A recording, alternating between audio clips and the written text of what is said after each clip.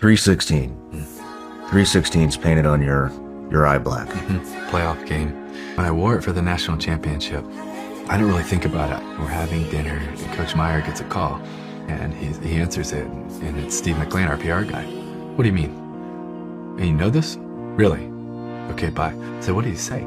He said, Timmy, he just got the numbers back from the game, and he said during the game, 94 million people Googled John 3:16. And then I was just sitting there overwhelmed by what a big God we serve.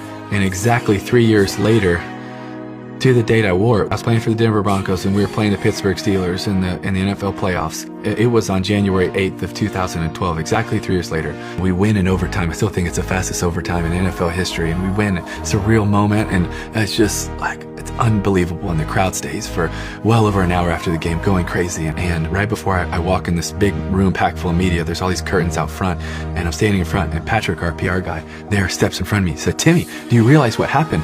And I'm like, yeah, we just beat the Steelers. We're going to play the Patriots. He's like, yeah, I know what happened, dude. He said, Timmy, no, you don't know what happened. Timmy, it's exactly 3 years from the night that you wore John 3:16 under your eyes.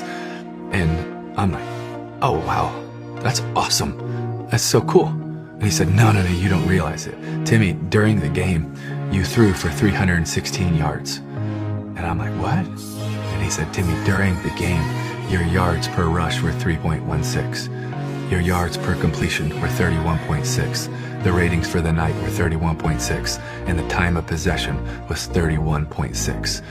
And during the night, over 90 million people have Googled John 3:16. It's the #1 trending thing all over. And I was standing in that hallway, and I don't think I had the reaction that a lot of people think I did, because I went from a high and a celebration and a joy to a conviction and a disappointment. Why? Because when he was telling me that, I knew that God was convicting me, saying, Timmy, you thought tonight was about a game. You thought it was about all of these things.